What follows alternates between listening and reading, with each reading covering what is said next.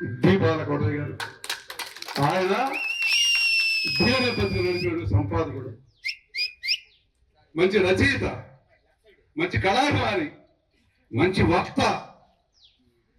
జాషువా గారి దగ్గర నుంచి రాయపోల్ సుబ్బారావు గారి దాకా, నన్నయ్య దగ్గర నుంచి ఇవాళ ఆధునిక కవుల దాకా కూడా సాహిత్యాన్ని, చరిత్రని ఎరిగి మాట్లాడే మనిషి.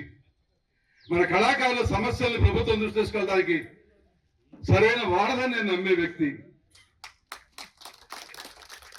అమరావతి ఉద్యమంలో ముఖ్య పాత్ర వహించి కంచిచారం నుంచి అమరావతి దాకా ఎదిగిన మనిషి ముఖ్యమంత్రి గారి దృష్టిలో పడి ఈ బాలకోటయ్య గారు ఏదైనా సరే కార్పొరేషన్ చైర్మన్ చేయాలని చెప్పేసి కంచిచారం నుంచి హైదరాబాద్ దాకా తీసుకెళ్లి ఆయన కార్పొరేషన్ చైర్మన్ ఇచ్చారంటే చంద్రబాబు నాయుడు గారి దృష్టిలో ఆయన ఎంత గొప్పగా ఉన్నాడో ఆలోచన చేయండి. అటువంటి పోతుల బాలకోటయ్య గారు మాకు చిరకాల మిత్రుడు. మా అదృష్టం ఏంటంటే నందిగామ ప్రాంతంలో ఎంతసేపు హైదరాబాద్ కాళేశ్వరరావు, ముక్చాల రాజా గారు, ఆంధ్రత్వ గోపాలకృష్ణ గారు, మాడపల్లి హనుమంతరావు గారు ఎలా అంటే ఈ తరంలో కూడా మాకున్నారు. డి బాలకోటయ్య గారు, సంగయ్య గారు అని చెప్పుకునే మహనీయులు వాళ్ళు. కళారంగంలో కూడా అదేవిధంగా ఇవాళ మరి నందిగామ కోయిల, ఇప్పటికి కూడా నందిగామ వాసి రకాలని పదవి చేసుకుంటూ బాలకోటయ్య గారిని వారి సందేశాన్ని ఇవ్వాల్సిగా కోరుతున్నా. సభకు నమస్కారం.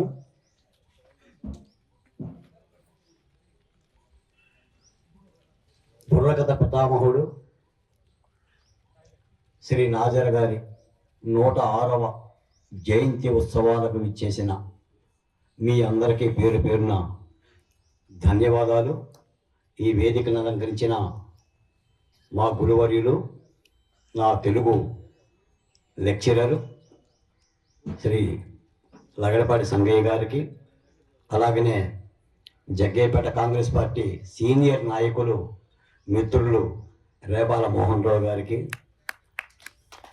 చాలా పెద్దలు నాదర్ గారి సహచరులు, నాదర్ గారి బుర్ర కథను స్వయంగా చూసే భాగ్యం కలిగిన పసుపులేటి వెంకయ్య గారికి, అలాగనే కృష్ణమోహన్ గారికి, గడ్డం సుబ్బారావు గారికి, పెద్దలందరికీ కూడా ధన్యవాదాలు. ఈ కార్యక్రమానికి విచ్చేసి పాల్గొన్న నందిగామ ఎమ్మెల్యే తంగిరాల సౌమ్య గారికి, ఇతర పెద్దలందరూ కూడా. మిత్రులారా, నటరాజు ఉన్నాడు అని అంటే నటరాజు కాలి మూవల అందెలు గల్లు గల్లున మోగుతున్నాయంటే ఈ రోజు నీ సభావేదికలోనే మోగుతూ ఉంటుంటాయి. బహుశా నాట్యం నేర్చిన నటరాజు మీరు మాట్లాడుతున్న మాటల్ని, మీరు ఆలపిస్తున్న గీతాలని వింటూనే ఉంటుంటాడు. మనం అందరం కూడా భగవంతుని ప్రేమిస్తాం, భగవంతుడు ఉన్నాడని ఆరాధిస్తాం. నిజంగా కనుక నాట్యమయూరు ఉంటే ఆ అందెల సవ్వడి ఇప్పుడు నందిగామ చుట్టూనే తిరుగుతూ ఉంటుంటుంది.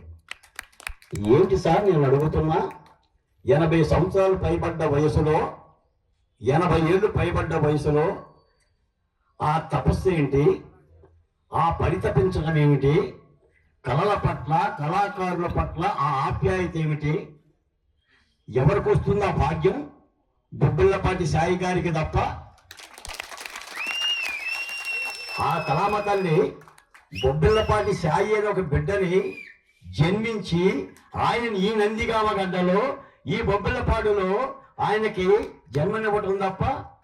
బహుశా ఇంతమంది కళాకారులు పుట్టిన ఈ గడ్డలో వీళ్ళందరి యొక్క ఖ్యాతిని, వాళ్ళ సేవల్ని 10 తరాల పాటు అందించాలనే కంకణం కట్టుకున్నట్టుంది బొబ్బిళ్ళపాటి సాయి గారు.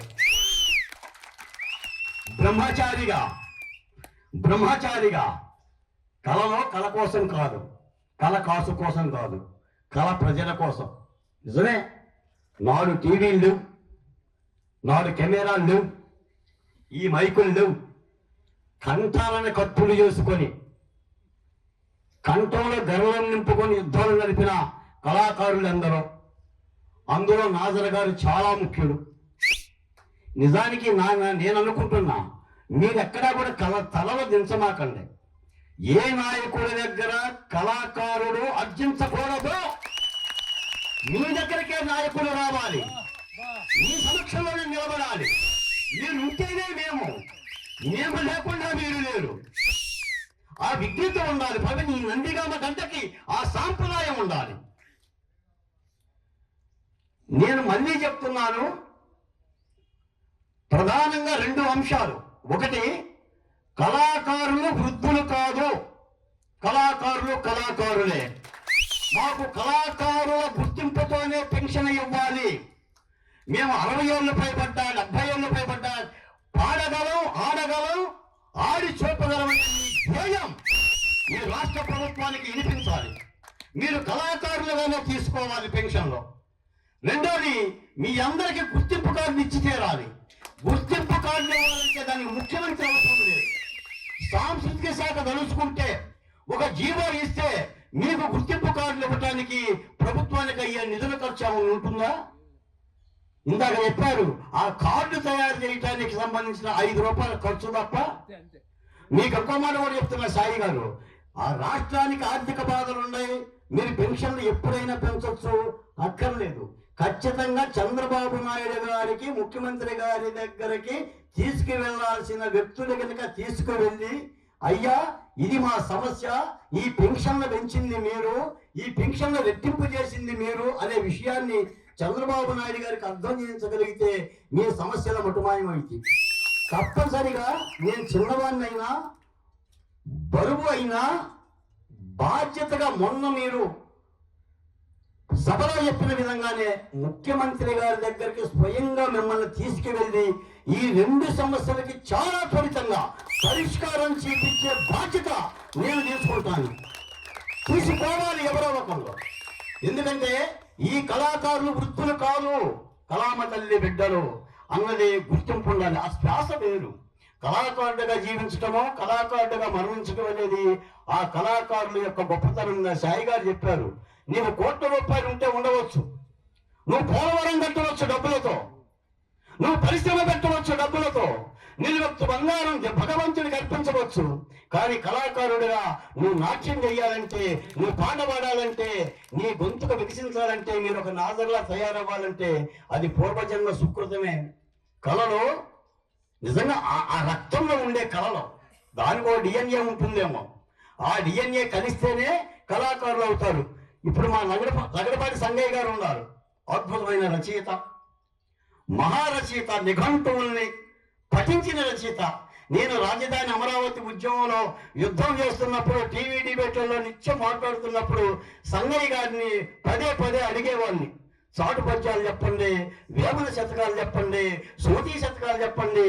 జగన్మోహన్ రెడ్డి గారికి ఆ యొక్క శతకాలతో ఈ యుద్ధానికి శ్రీకారం చుట్టాలి, రైతుల్లో చైతన్యం రావాలి, ప్రజల్లో మెలకువ రావాలంటే ఈ హితవచనాలు కావాలని పదే ఎన్నోసార్లు ఆయన అడిగి ఆయన చెప్పిన పద్యాలని టీవీ డిబేట్ల ద్వారా వినిపించిన వాడిని. మీకు ఇక్కడే అజ్మీర్ మక్కపేటలో అజ్మీర్ వీరభద్రయ్య అని చెప్పేసి ఒక ఎస్టీ లంబాడికి సంబంధించిన పంతులు గారు ఉండేవాళ్ళు. ఆయనే చెప్పేవాడు నాకు చాటు పద్యాలు. నిజంగా ఆయన పరమపదించారు.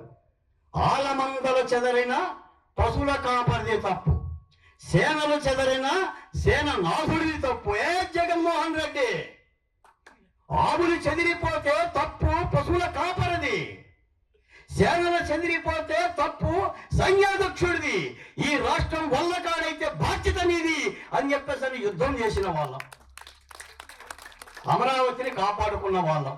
మీకు ఒక్క మాట చెప్తా చివరగా, బంతిపూలు పూసిన తోటల్లో, అమరావతి తోటల్లో క్వాంటమ్ వాలీ వస్తుంది, మల్లెతీగ పందిట్లోకి బిట్స్పిల్ వస్తుంది. ఈ రోజున మనం ఉన్న పరమపదించిన ఆంధ్రప్రదేశ్ అవనికి 5.5 కోట్ల మంది ప్రజలకి అక్షయ పాత్ర అమరావతి అవుతుంది. ఎన్ని నిందలు పడ్డా, ఎన్ని యుద్ధాలు జరిగినా యుద్ధంతోనే గెలవాలంటారు. అమరావతి యొక్క విజయాట్టహాసం నిజంగా ఆ అమరావతి పేరు బలంలోనే ఆ బలం ఉన్నట్టుంది.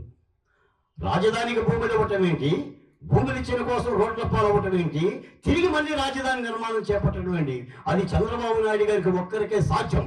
మిత్రులారా, చాలా మంది మోకాల వరకే చూస్తారు, కొంతమంది ముందు చూపు వరకు చూస్తారు. అలా దూరదృష్టితో సుదీర్ఘమైన అన్వేషణతో మార్గదర్శకతో చూసే ఏకైక నాయకుడు చంద్రబాబు నాయుడు గారు. నేను ప్రశంసిస్తున్నానని కాదు. మనం ఒక ఇల్లు కట్టుకోవాలంటే, మన బిడ్డకు పెళ్లి చేయాలంటే 7 తరాలు వెనక ఆలోచిస్తాం. బిడ్డకి పెళ్లి చేయటానికి 7 తరాలు ఆలోచిస్తే ఒక రాష్ట్ర రాజధాని నిర్మాణానికి ఎన్ని తరాలు ఆలోచించాలి? ఎంత నిర్మాణ సౌభాగ్యం ఉండాలి? అది కృష్ణానది తీరంలో మంచినీటికి కటకట లేకుండా సౌభాగ్యంగా ఉండాలని చెప్పి ఒక తలంపుతో జరుగుతున్న ప్రక్రియ. సాయి గారు, మహాత్మా గాంధీని నేను చూడలేదు, కానీ నందిగాం గాంధీని నేను చూస్తున్నాను.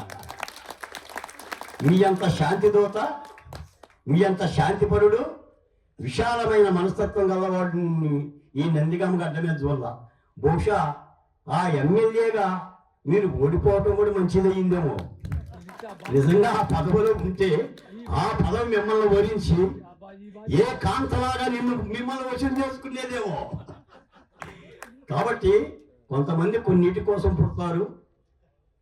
బొబ్బిలపాటి సాయి గారు సదా ఆరోగ్యంగా ఉండాలని కోరుకుంటున్నాను.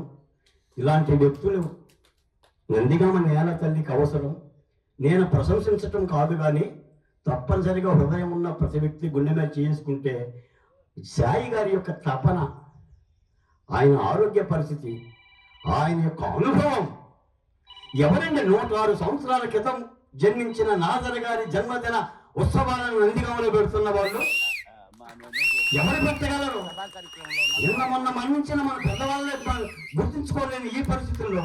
కాబట్టి కళాకారులారా, మీ అందరి సమస్యలు పరిష్కరించే భాగ్యం నాకు కలిగింది. ఆ భాగ్యం నాకు బొబ్బిలపాటి సాయి గారు ఇచ్చారు. ప్రమాణంలో చెప్తున్నాను, ముఖ్యమంత్రి గారి దగ్గరికి బొబ్బిలపాటి సాయి గారిని తీసుకెళ్ళడం ఖాయం. ఈ సమస్యలను ఆయన వివరించడం ఖాయం. ఈ సభా వేదిక తప్పనిసరిగా ఇక్కడ ఉన్న కళాకారులందరూ కూడా మంచి జరుగుతుందని, ప్రభుత్వం కూడా ఆ దిశగా అడుగులేస్తుందని చెప్పి నన్ను ఈ సభకి ఆహ్వానించినందుకు సాయి గారికి మరోమారు కృతజ్ఞతలు తెలియజేస్తూ సెలవు తీసుకుంటున్నాను. జై అమరావతి, జై ఆంధ్రప్రదేశ్.